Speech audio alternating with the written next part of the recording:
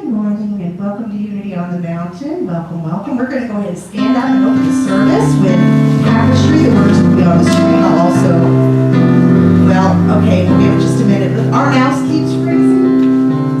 It's just I turn it on off anyways. We lost something. Somebody's hold on.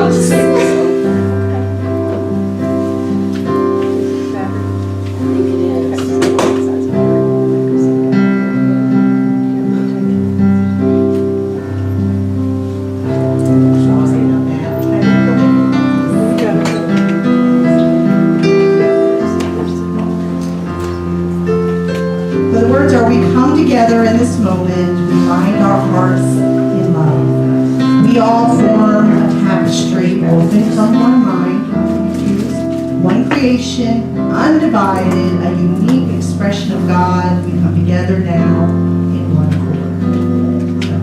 So go ahead and sing it twice through. We come together. We come together in this moment.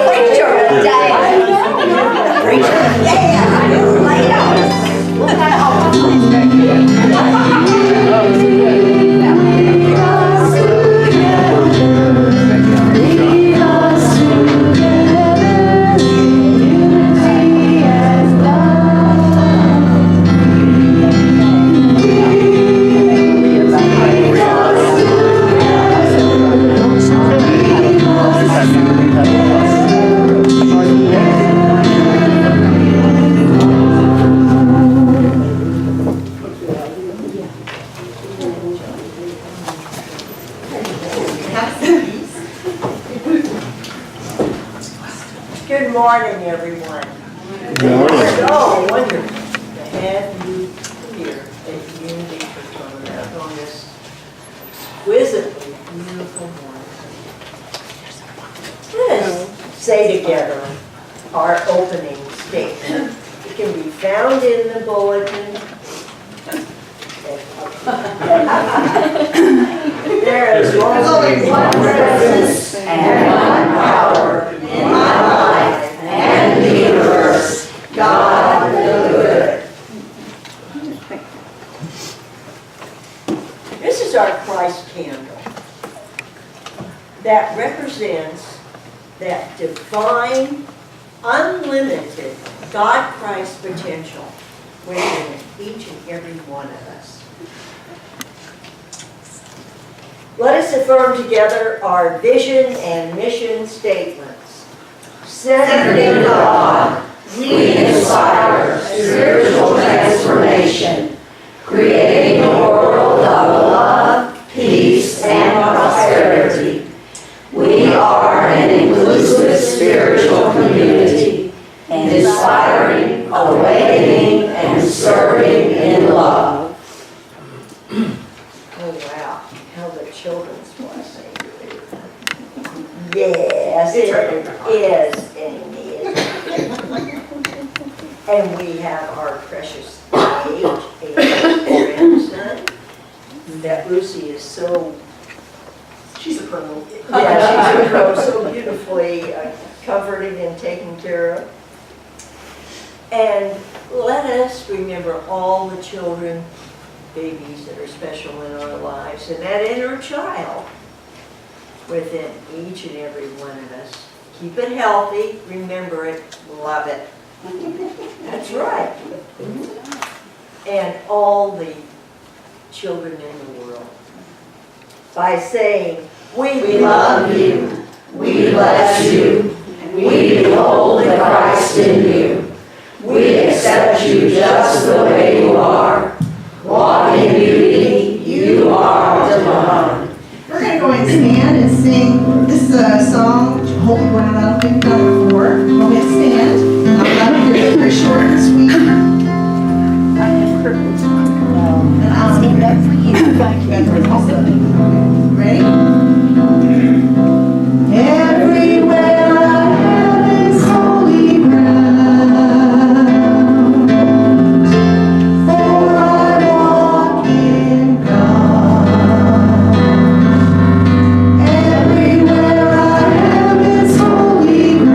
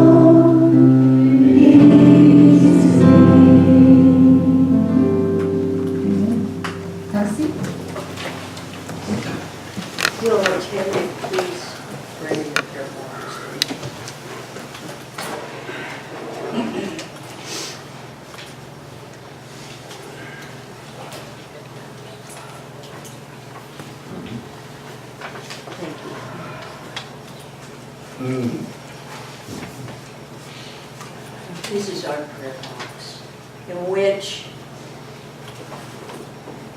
those of us that have prayer requests put in, and we hold it for about 30 days and then send it on to Unity Village, where the wonderful prayer associates at Unity Village pray over them. We know that everyone that has put a prayer request in here, please have full faith that your prayer request is answered. It's already answered. Know that. Hold on to that. Feel that. And have perfect faith. All is well. And so it is.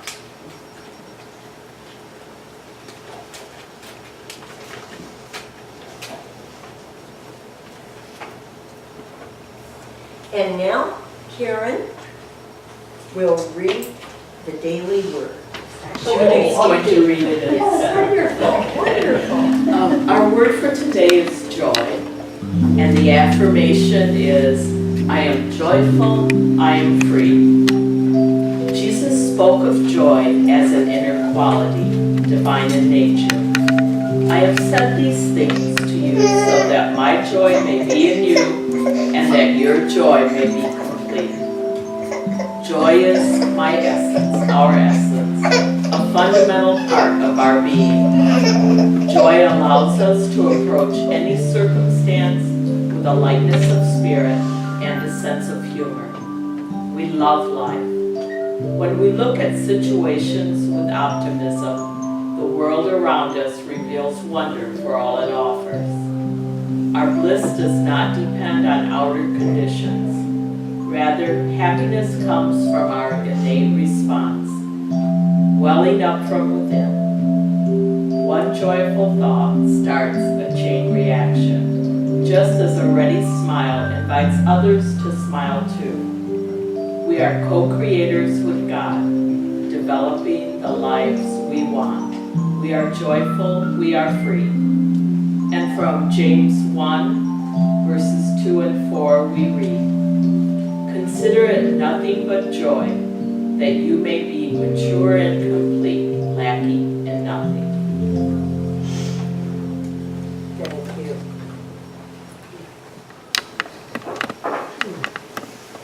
Let us now prepare ourselves. Still our minds and your lips. And say together our sacred Lord's Prayer. Our Father, who art in heaven, hallowed be thy name. Thy kingdom come, thy will be done, on earth as it is in heaven. Give us this day our daily bread, and forgive us our debts, as we forgive our debtors. And lead us not into temptation, but deliver us from evil. For thine is the kingdom, and the power, and the glory, forever. Amen. And now it gives me great pleasure to introduce our very own Debbie Preece, marriage coach and owner of her own business. Debbie.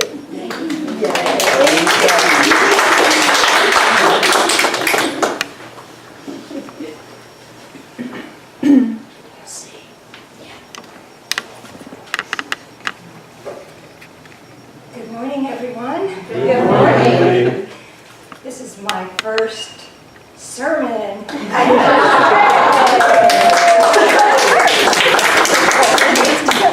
But I know if I mess up, you guys love me, right? Yes.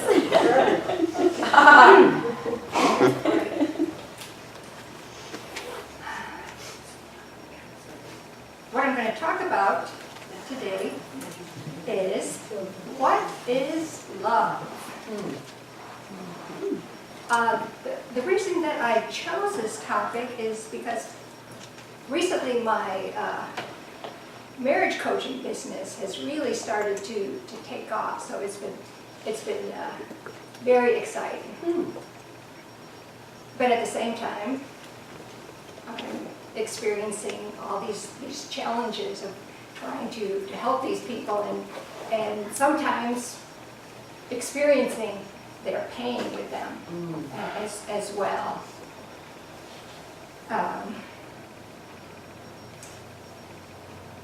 One couple in particular who had a lot of conflict in their relationship, and actually just within a short time decided this isn't going to work out, and it really broke my heart. I mean, I actually cried, was depressed for several days when they told me, because I just really had hope for this couple.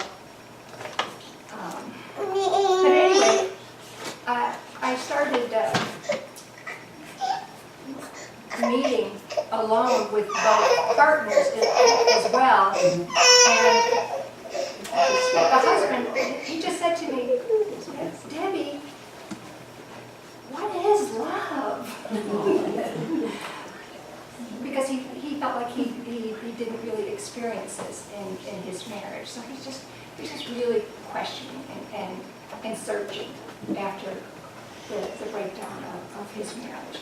So that's why I chose this topic. And there's many different ways to go about talking about love. You know, what is love? Is it a feeling? Is it an action? Is it an energy, a force? Is the love that I have for my keys the same as my love for my dear husband? What is love? But I decided to talk about the different kinds of love. As many of you know, my background is a Unification Church member. And one of really the main thing that Reverend talked about to us all the time was love, love, love. They just talked about it all the time. And also God's ideal. And how God's ideal is expressed through love in this world. So I'm going to share some of those teachings, and I don't think it'll contradict the unity teachings, and it might even fill in some of the gaps, I'm hoping.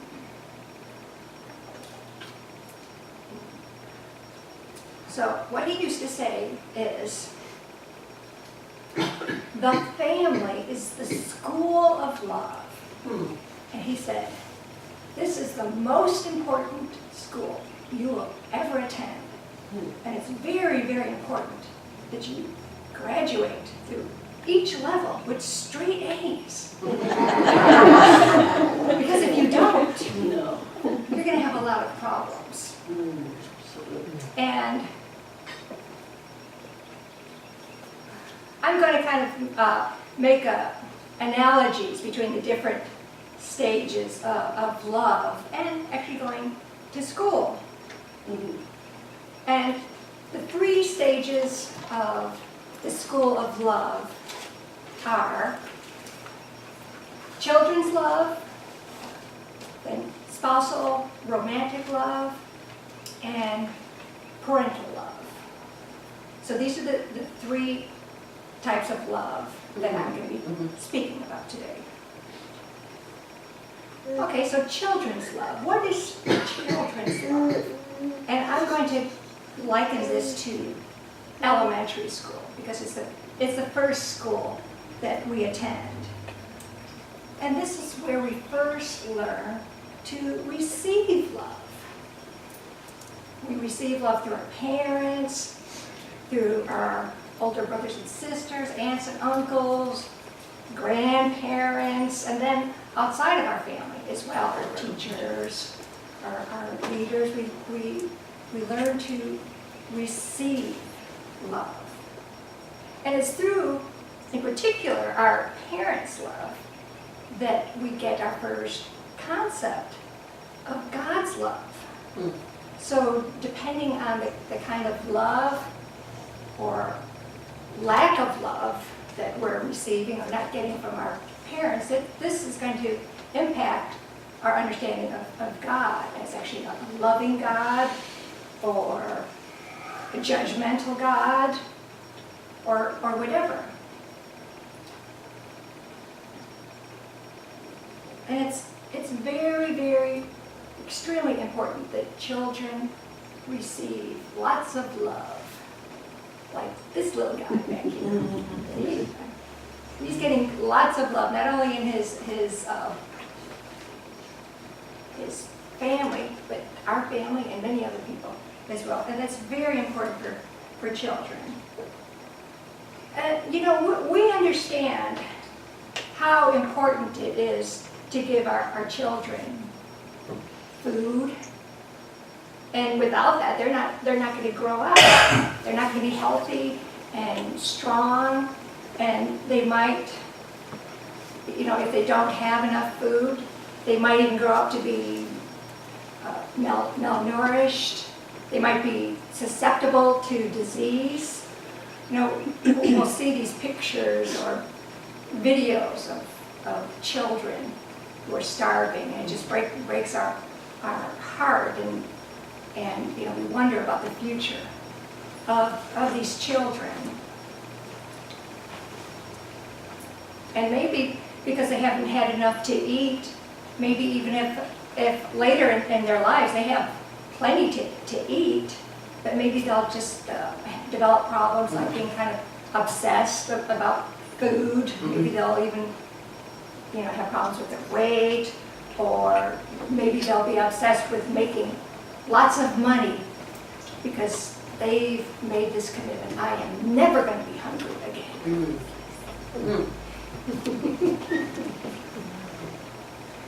In addition to this physical food that children need, they also need spiritual food, soul food, which is love. And if they don't receive this, again, they're going to be handicapped. They're going to have problems later in life if they don't receive the love that they need as children. They might grow up just having this hole in their heart and just feeling as though nothing can fill this hole, and just looking and searching. Where is love? Where is love? And just having this kind of searching behavior until they can find this love.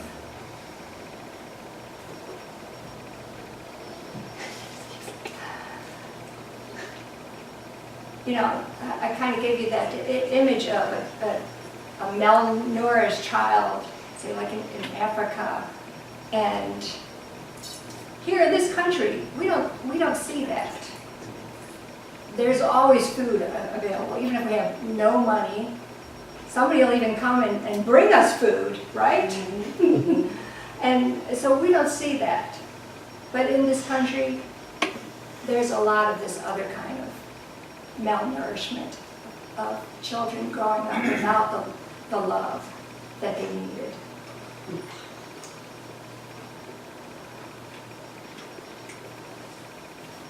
In this stage, as well as receiving love, we're starting to begin to learn how to give love to others. Children begin to learn how to share with their siblings and their friends or classmates.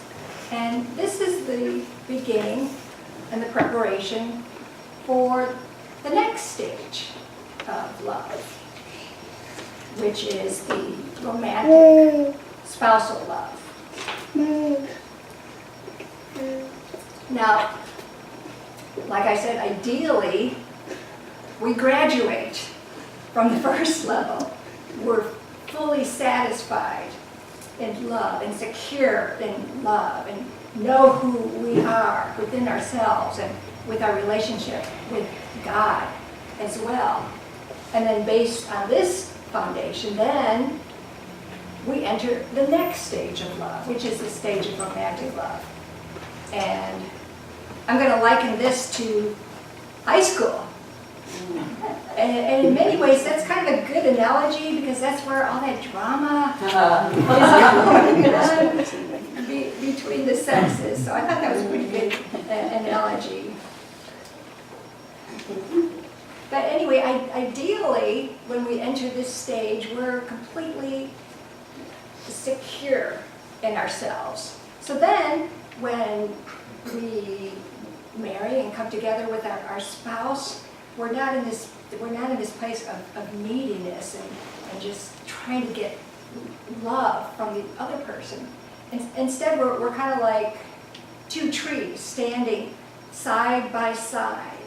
You know, each of us is fulfilling our individual purposes and pursuing our own goals and knowing who we are and feeling good about ourselves. And then we're in a position to be able to love our spouse as well.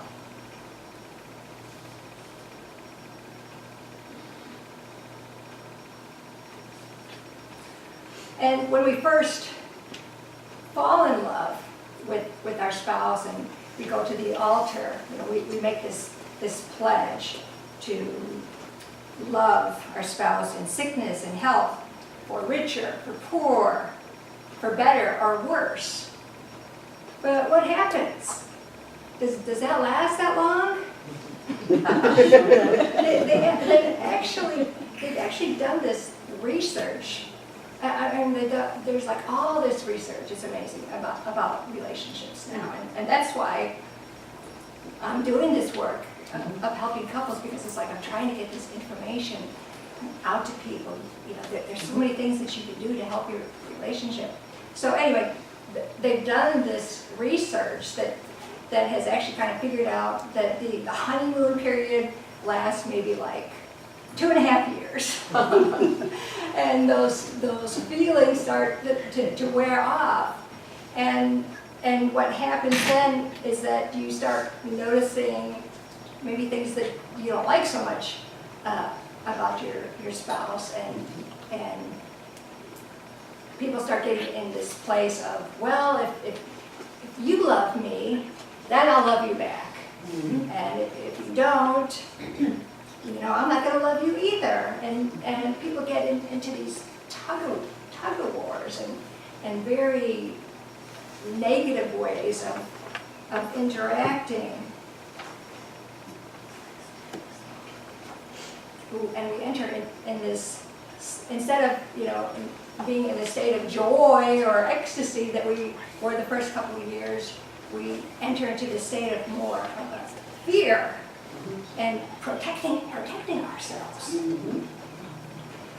And one dynamic that I've been seeing a lot in marriages is this dynamic where it tends to be, I mean, this is just kind of more typical, but it tends to be like the woman is trying to get the love from her house, from her spouse in the house.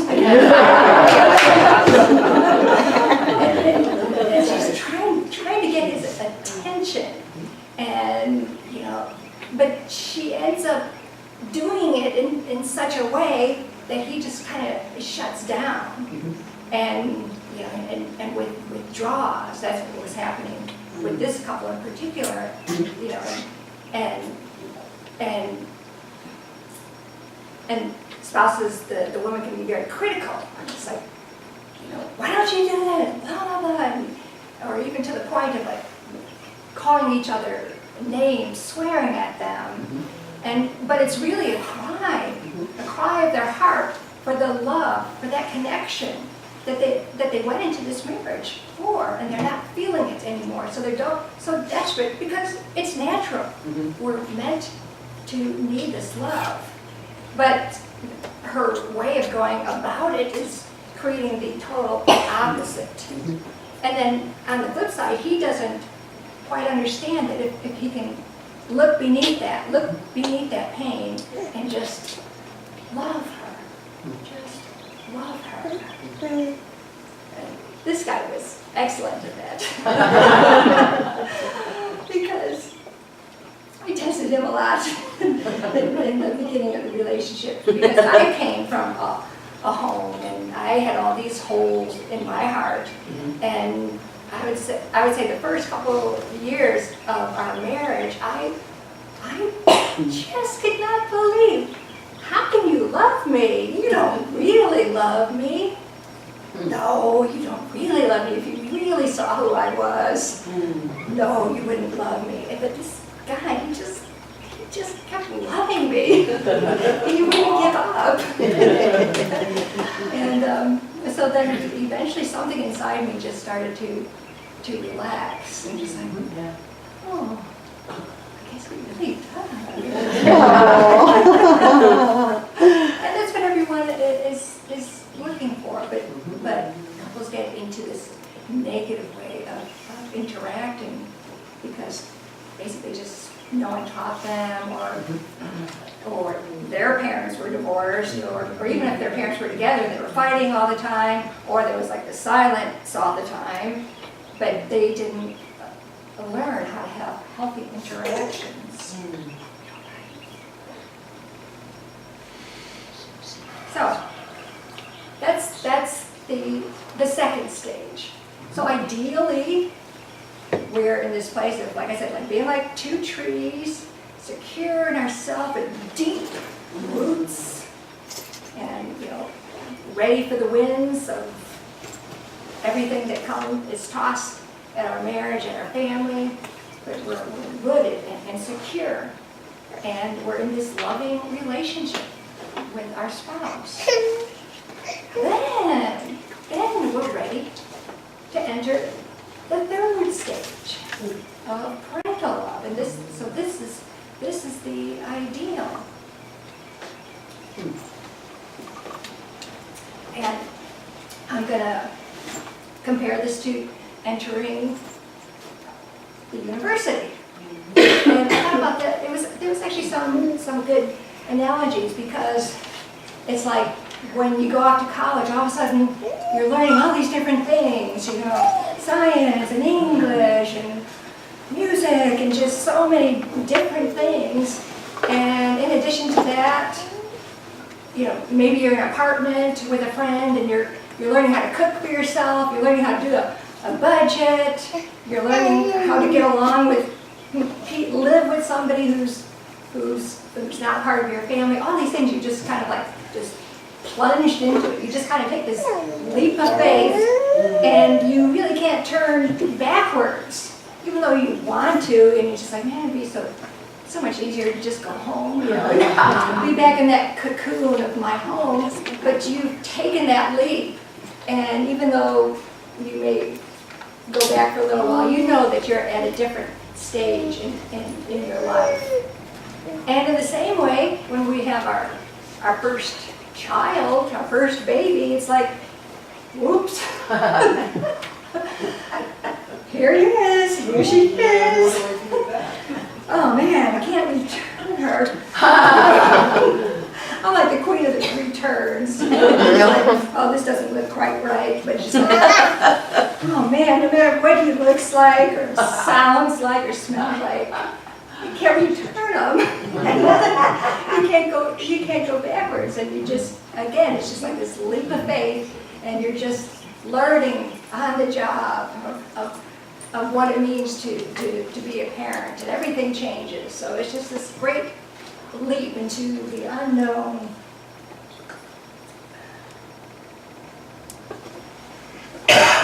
Reverend Moon would always tell us that parental love is the greatest love of all. And the reason that is because it's completely unconditional. And through parental love, we become like God. Because God is our parent, and God has complete unconditional love for us. So being a parent is actually a training ground for us to come closer to God. Through loving our children unconditionally, we learn about unconditional love for other people as well. So it's so important to have this experience.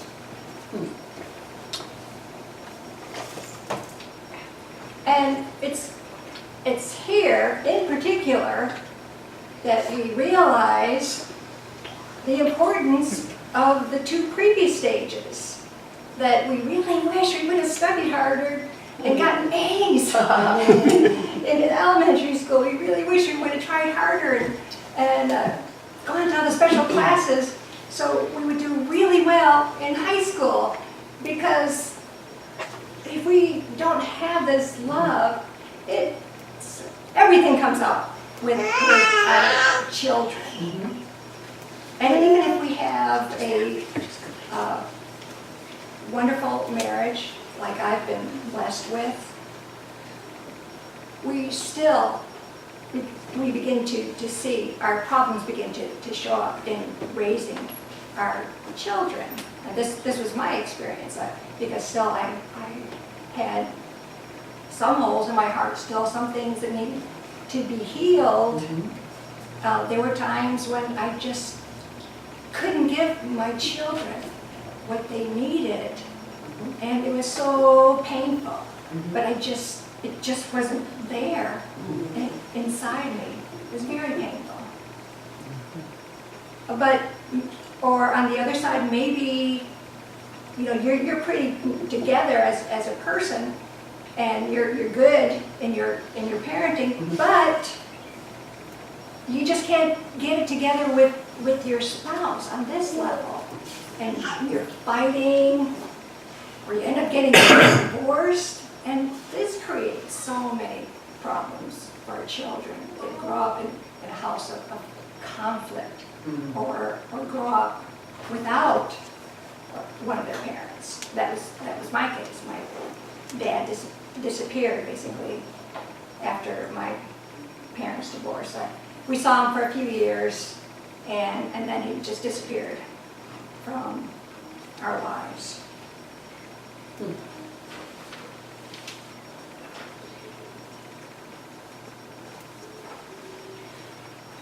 And as a result of all of this,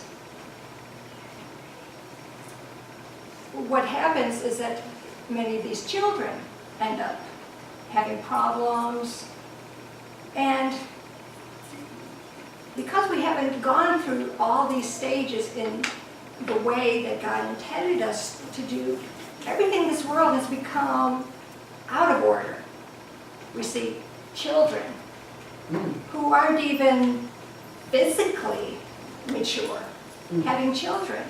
They're in no position to have children and raise children themselves.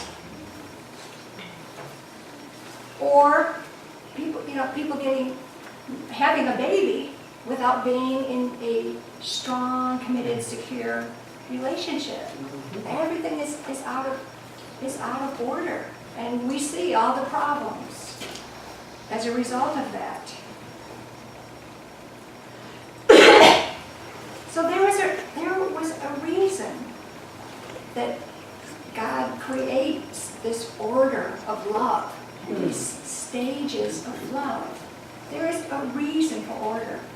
There is order in all of the universe. You can talk to my husband, a scientist, and he knows all of these physical laws. But there are spiritual laws as well. Many of them we are learning here in unity. And why did God create this order of love? Well, number one, to prevent all these problems, to prevent all this mess. But ultimately, the reason that there is this order of love is for our own happiness. Our own happiness. And when we are happy, God is happy. some people seem to think that God is just kind of like this distant thing where he's just like the air, you don't see him. But he's there. And when we're suffering and going through things, he's still just kind of distant, doing his thing. And he's not really with us. But God actually has a personality, just like we do. I mean, he created us. I mean, we have personalities, right? Mm-hmm. So and he is our creator. So if he is our creator, then he must have a personality as well. Because when you create something, you are reflected in your creation. So God is a God of personality. And Jesus said, God is our Father. And of course the Bible supports the idea that God is a God of personality. Sometimes he's angry, sometimes he's pleased, like in the beginning of the creation before everything got all messed up. Sometimes he's even moved by people when they do the right thing or when they have faith. Sometimes he even changes his mind. So God is actually a God of personality. Therefore, if God really is our Father and our mother is our parent, that means that when we suffer, we feel this anguish over our children. God is feeling this anguish at the same time, but multiplied millions of times, billions of times, because he feels the suffering in the heart of each one of his children, and he just wants us to be happy. Reverend Moon actually talks about the ideal. He says the ideal of God was meant to start in the family with someone, if you could imagine, a Jesus-like man with total love, total security, completely secure in himself, marrying a Jesus-like woman, completely, totally secure in herself. There'd be no way these children would not grow up with absolute security. There would be no way there would be divorce and just like, well, it's your fault, just pointing fingers at each other. There would be total love.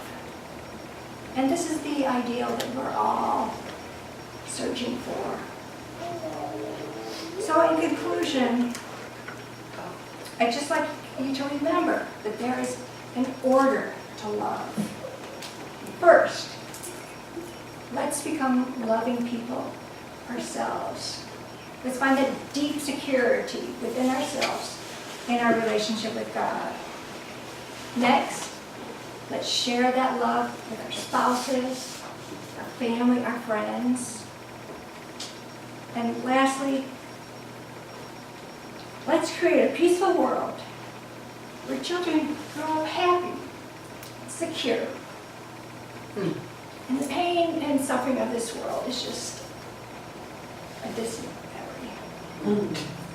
And I'd just like to have a song play. It's just beautiful. It's a song we all know, but it's just a beautiful rendition of it, and I think it reflects this longing in our heart for that ideal.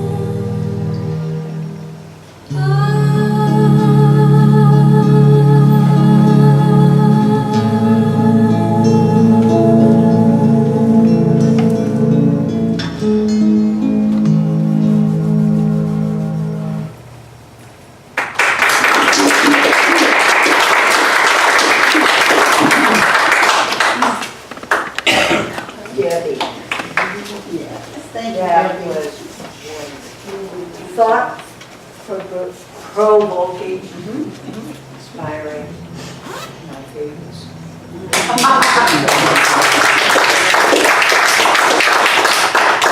Well, we are going to stand and sing apparently a very appropriate song. It's called I Am Love.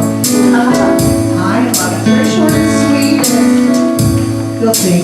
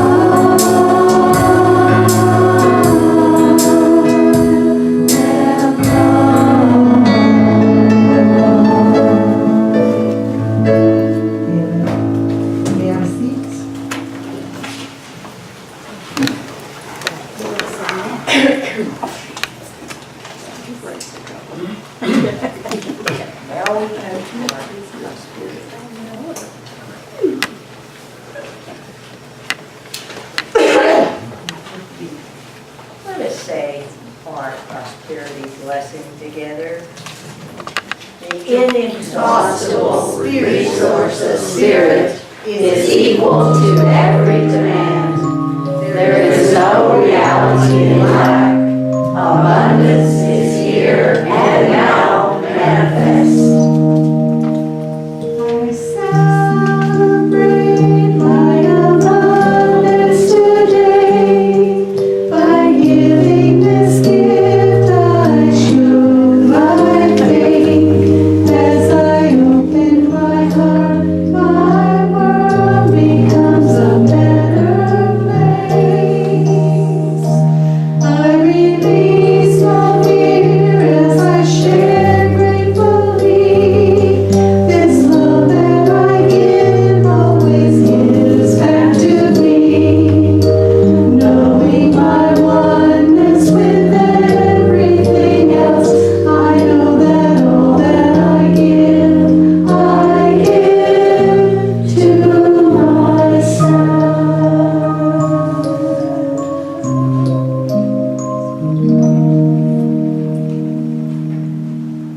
our offertory and prayer blessing. Divine love, through me, blesses and multiplies all that I have, all that I give, and all that I receive. Lovingly I give, and lovingly I receive.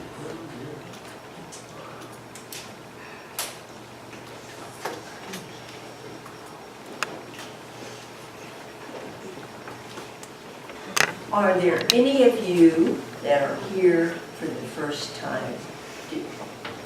Wonderful. We heartily welcome you, and we hope to see you again. Thank you so much for coming. And I also see some familiar faces. Thank you. Darlene and David. Oh, Welcome back. Thank you. I haven't seen Miss Rebecca for a while either. That's Writing a book, it's just wonderful to have you all here this fact. All righty. Now, how about announcements? Susan? You're looking at me. Are you looking at me? I have thousands of announcements, but Oh, wow. I'll limit myself to 500. You know, Carol, Reverend Carol, is at the art fair up in down in Guntersville today. She has a booth there exhibiting her lovely artwork, and she's not with us today, but she for years has been representing our Unity Church within the Interfaith Mission Service.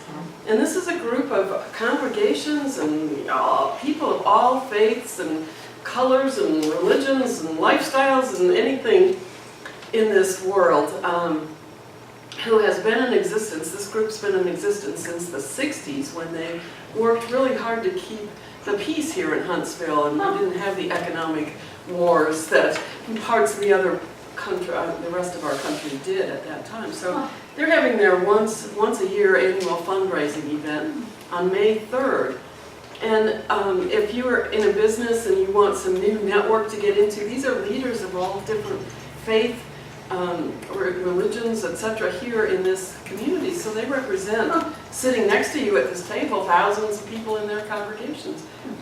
Other than that, they need volunteers on this day, May the 3rd at 6 p.m. And that would be taking tickets or guiding people to their parking place or something like that. And then you get a free meal and you get to see all these great awards. So if anybody's interested in the reminder card, I have reminder cards, telephone number on here and the website.